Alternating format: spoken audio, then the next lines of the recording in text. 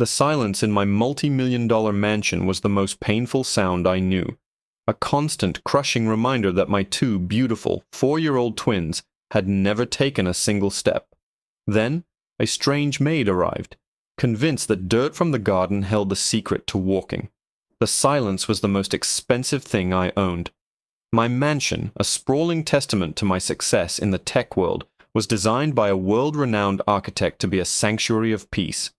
But the silence I'd paid millions for had become a source of torture. It was the silence of hallways that never echoed with the thunder of small, running feet. It was the silence of a sprawling lawn where no children chased a ball. It was the heavy, oppressive quiet of a home with two beautiful, bright-eyed 4-year-olds who had never taken a single step. My twins, Leo and Luna, were my world. They were perfect in every way but one. Their legs, which should have been strong and sturdy, were like beautiful, useless ornaments. They could crawl, they could sit up, they could laugh until their little bodies shook, but they couldn't walk. They couldn't even stand on their own. We had seen every specialist money could buy, from neurologists in Zurich to physical therapists in Boston. The diagnosis was always the same frustrating, infuriating conclusion: idiopathic hypotonia, low muscle tone with no known cause. There was nothing physically wrong with their spines, their muscles, or their nerves. They just couldn't. My wife, Alara, had retreated into a shell of quiet despair. She managed their schedules, their appointments, their specialized diets, but the light in her eyes had dimmed. I buried myself in work, throwing money at the problem as if I could build a staircase of $100 bills to a cure. We had in-home nurses, state-of-the-art leg braces, and a playroom that looked more like a pediatric rehabilitation center. Nothing worked. The nannies and maids came and went. Most couldn't handle the oppressive sadness of the house, the quiet tragedy that permeated every polished surface. That's why, when our agency sent over a new maid, I barely looked at her application. Her name was Maria.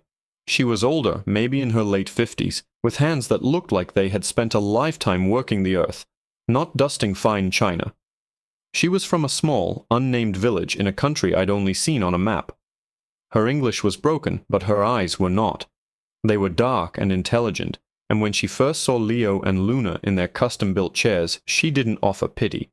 She just nodded slowly, a strange, knowing look on her face that I couldn't decipher. For the first few weeks, she was just a ghost in the house, efficient, quiet, and meticulous. But then I started noticing oddities, little things that didn't fit. She would leave the twins' bedroom window wide open for exactly 10 minutes at sunrise, even in the chill of early autumn, murmuring something in her native tongue to the morning air. I once found a small woven pouch of what looked like dried herbs and pebbles tied to the leg of Luna's crib. I almost threw it out, but something stopped me. The strangeness escalated. One afternoon I came home early and heard a sound I'd never heard in my house before. A low, rhythmic humming. It wasn't a familiar song. It was a monotonous, melodic chant. I followed it to the playroom. Maria was on the floor with the twins. She wasn't doing their prescribed physical therapy exercises. Instead, she had their bare feet in her lap. She was methodically, firmly tapping the soles of their feet with a smooth gray riverstone, humming that strange tune with her eyes closed. Leo and Luna were utterly captivated, silent and still, their gazes fixed on her face. I cleared my throat, and she stopped instantly, her eyes snapping open. She simply said, "Feeling the earth. They need to feel the earth." I was a man of science and data. I dismissed it as harmless nonsense from a superstitious old woman. The real shock came a week later. I was on a conference call in my home office, which overlooked the grand conservatory. It was raining, a miserable gray downpour. Through the glass, I saw Maria walking out onto the lawn, holding a small silver bucket. She knelt down in the pouring rain and began digging into the mud with her bare hands, scooping the wet, dark earth into her bucket. She ignored the expensive manicured flower beds and went straight for the raw, untouched soil near the old oak tree at the edge of the property. I watched, baffled, as she filled the bucket and carried it back inside, her shoes and the hem of her uniform caked in mud. My first instinct was to call the head housekeeper and complain, but a sliver of curiosity, born of pure desperation, made me wait. Later that evening, after Elara had gone to bed, I was walking past the twins' room on my way to my own. Their door was slightly ajar, and a soft light spilled into the hallway. I heard Maria's soft, humming voice. I pushed the door open silently, peering inside. What I saw made my blood run cold. The room smelled of rain and wet soil. Maria was sitting on a small stool between their beds. Leo and Luna were sound asleep. On the floor next to her was the silver bucket, filled with the mud she had collected from the garden. And in her hands she held Leo's small, pale foot.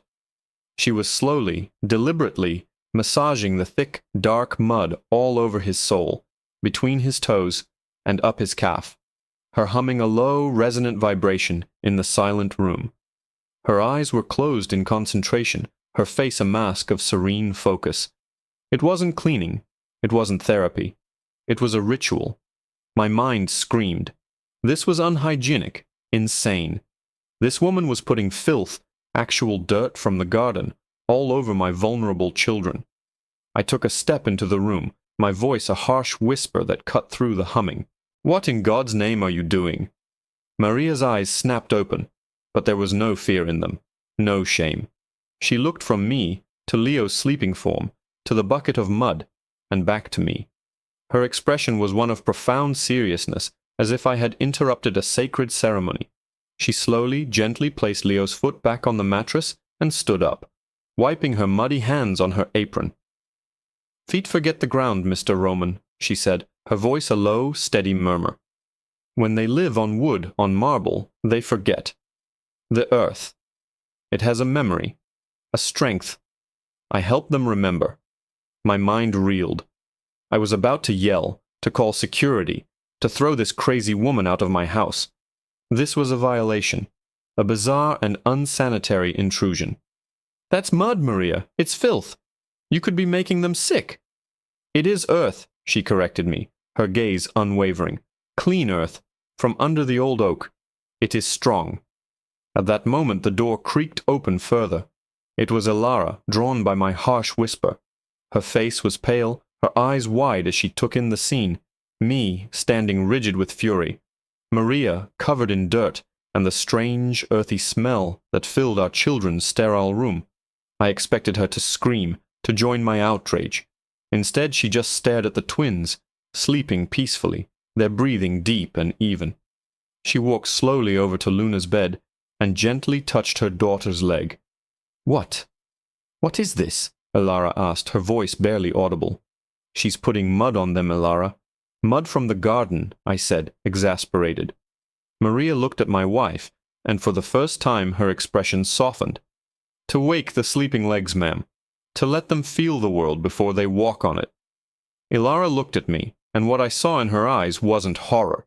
It was a terrifying flicker of hope, a desperate, irrational hope that I had tried to crush in myself for years. "Roman," she whispered, her hand still on Luna's leg. "The doctors. The machines. Nothing has worked. Nothing.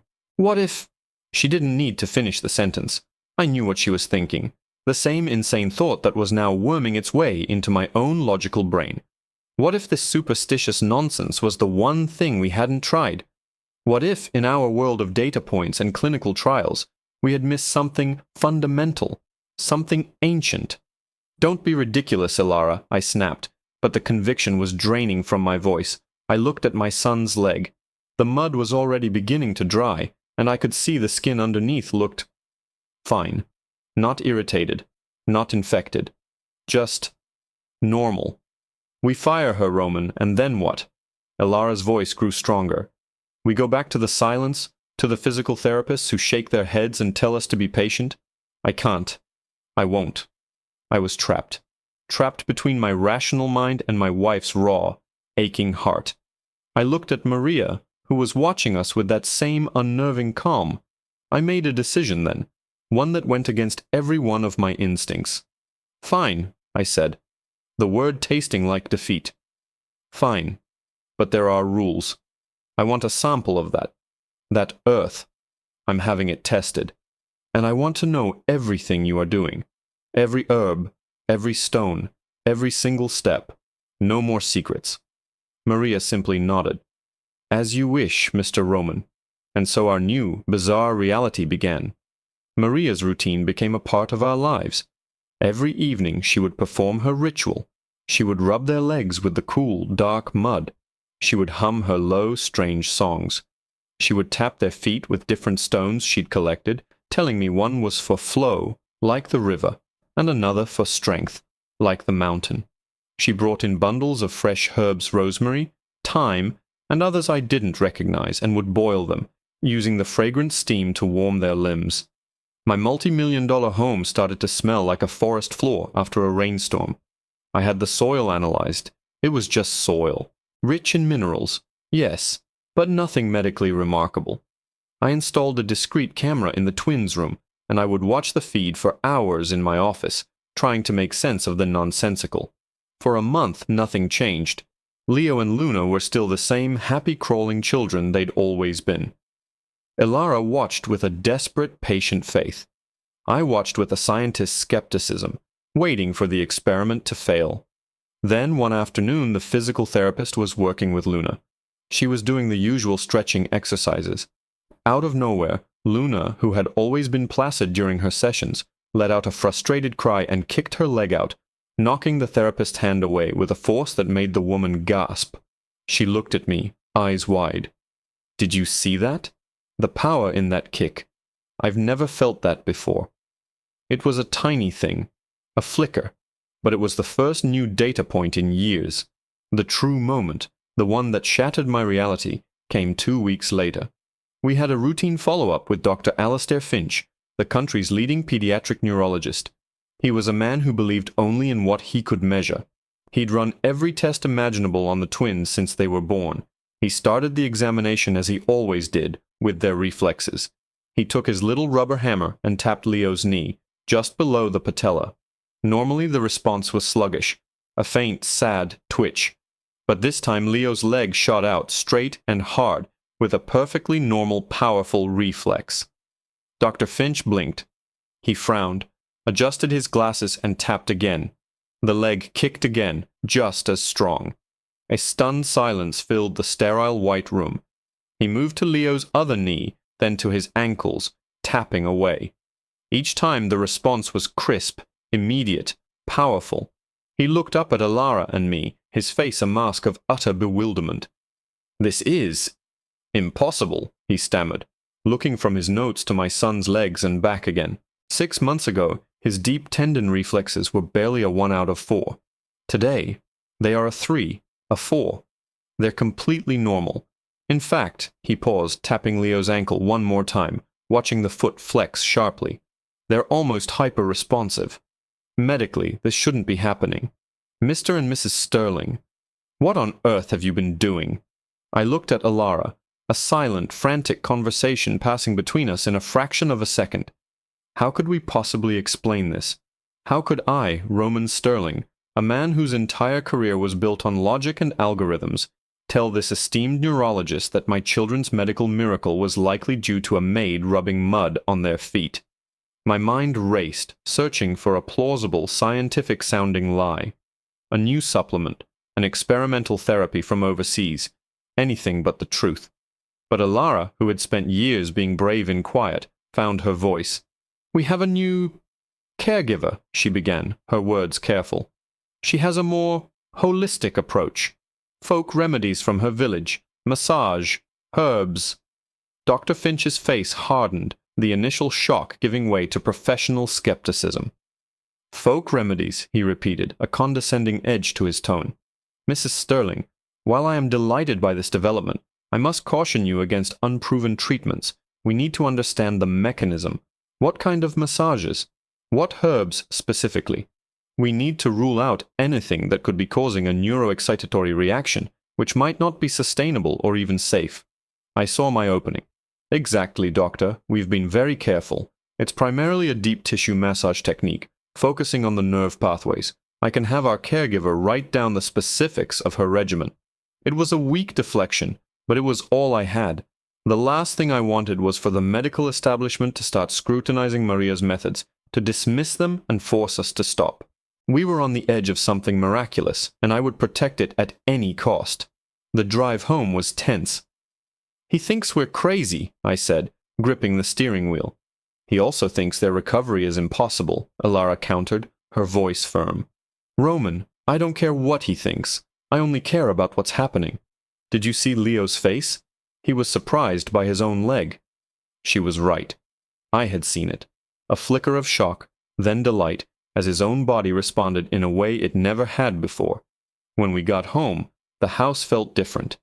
The oppressive silence was still there, but now it felt like the quiet before a storm. A good storm, full of potential and energy.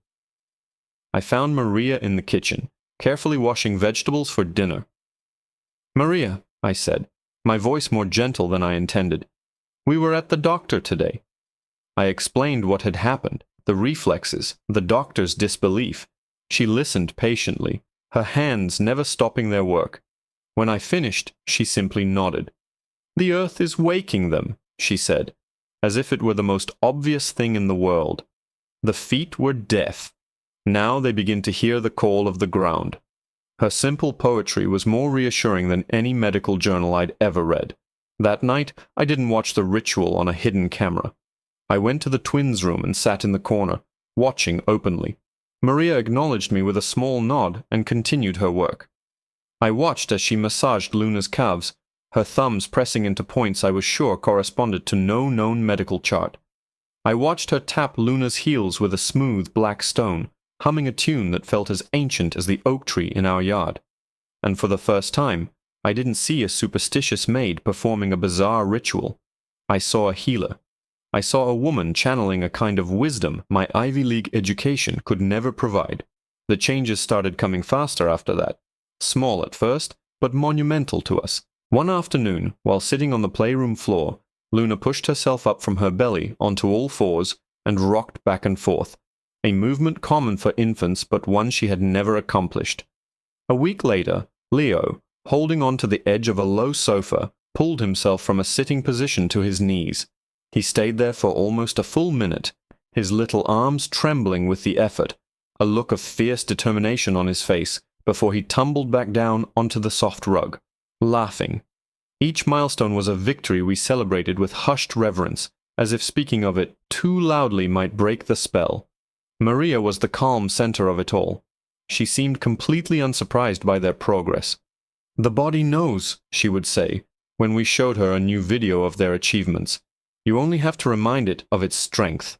She began expanding the routine. The mud massages were now followed by a new practice. She would fill 2 shallow wooden basins with different materials she'd gathered from the estate. One day it was smooth, cool river pebbles. The next it was soft moss from the base of the oak tree. Another day it was coarse sand from the small shoreline of our private lake. She would sit the twins in front of the basins and encourage them to put their feet in, to curl their toes around the stones, to press their soles into the damp moss. She was re-educating their senses, connecting their nervous systems to the world through the soles of their feet. The day it happened, it was an ordinary Tuesday. Ilara was at a charity luncheon, and I was working from home. I was in the kitchen getting some coffee when I heard a shriek from the playroom. It wasn't a cry of pain. It was a shriek of pure, unadulterated joy. It was Luna's voice. My heart hammered against my ribs as I sprinted down the hall. I skidded to a stop in the doorway, my brain struggling to process the scene before me. Maria was kneeling on the floor, about 10 feet away from the small, upholstered playroom sofa. Her arms were held out, her face glowing with a radiant smile. And standing in the middle of the room, wobbling precariously, his entire body shaking with the monumental effort, was Leo. He wasn't holding on to anything. He was standing, on his own 2 feet. He took one clumsy, lurching step towards Maria, then another. His face was a mask of ecstatic concentration. And right behind him, her hands pressed flat on the seat of the sofa, Luna was pushing herself up, her own legs trembling as she tried to straighten them, trying to copy her brother. My coffee mug slipped from my hand and shattered on the hardwood floor, the sound echoing in the sudden silence. Leo, startled by the noise, lost his balance and tumbled onto his backside on the soft rug. But he wasn't crying. He was beaming, his eyes shining with a pride so fierce it stole my breath. He had done it. He had walked. It was only 2 steps, a clumsy, falling forward motion, but it was more than any doctor had ever promised us. It was everything.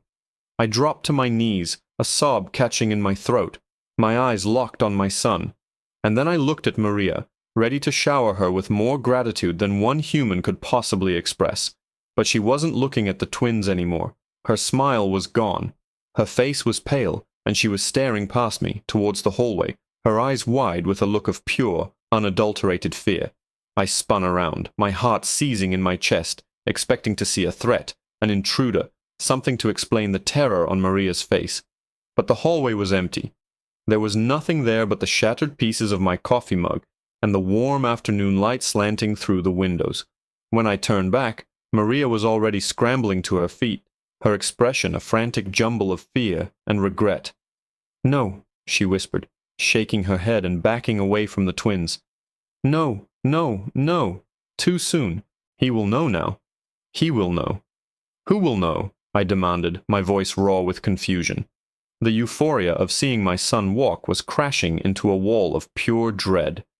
"Maria, what's wrong? What did I do?" "The sound," she stammered, pointing a trembling finger at the broken ceramic on the floor. "The breaking. It is a signal. A call. I must go. I must go now." She was talking nonsense, her calm demeanor completely shattered. She looked like a cornered animal. Elara chose that exact moment to walk through the front door, humming happily.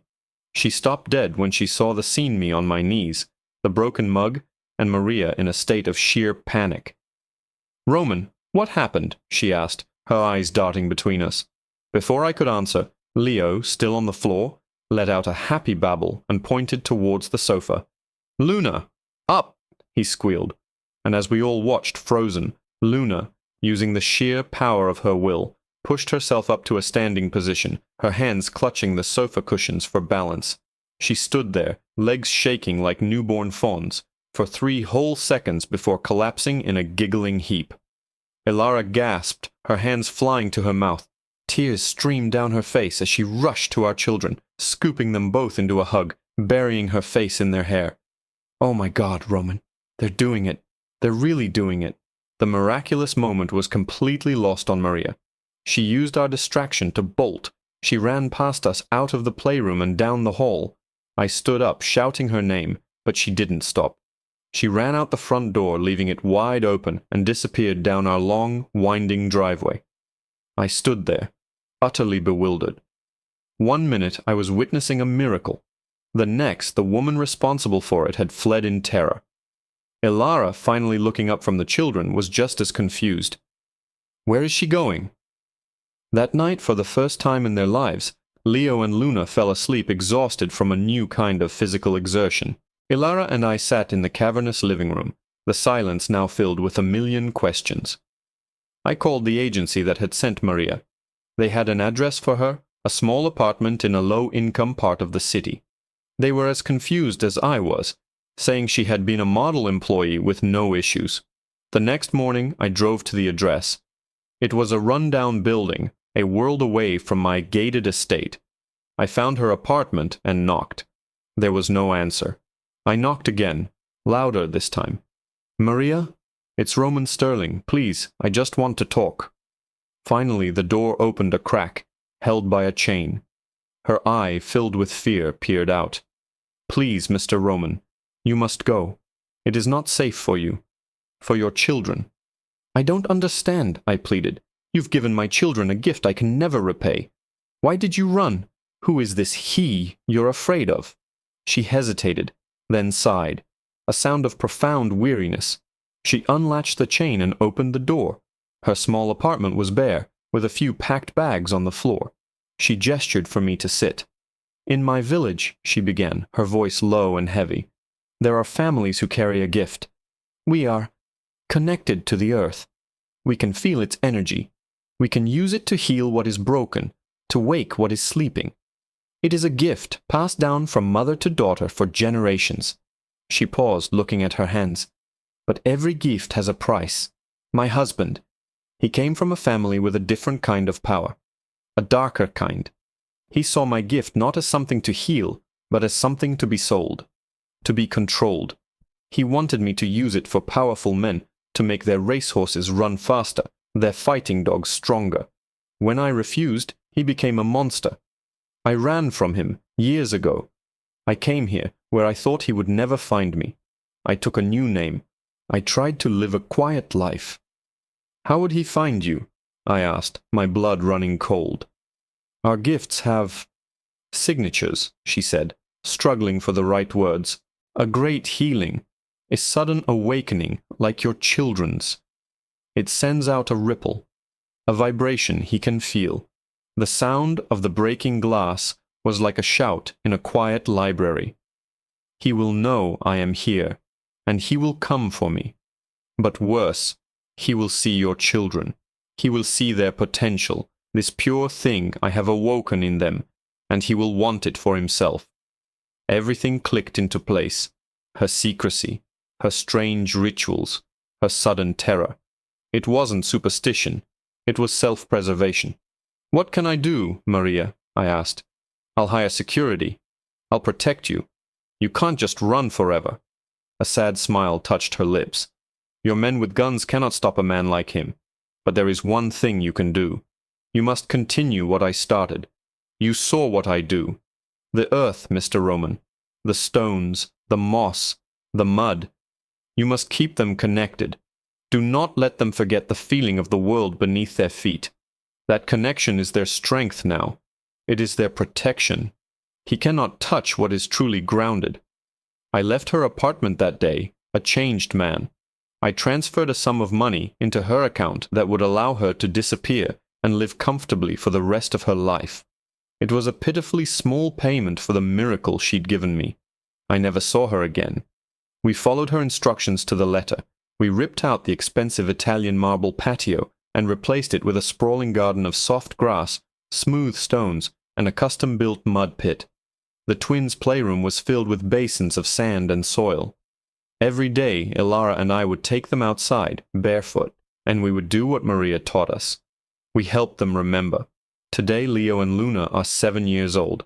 They run, they jump, they climb the old oak tree with a fearless energy that brings tears to my eyes. They are strong and healthy, and no doctor can explain their recovery. Sometimes late at night, I wonder about Maria's husband, about the darkness she ran from.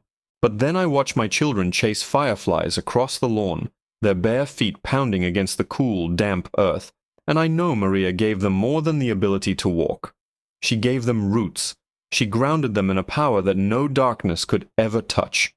The silence in my house is gone forever, replaced by the constant, joyous thunder of their running feet, and it is the most beautiful sound in the world.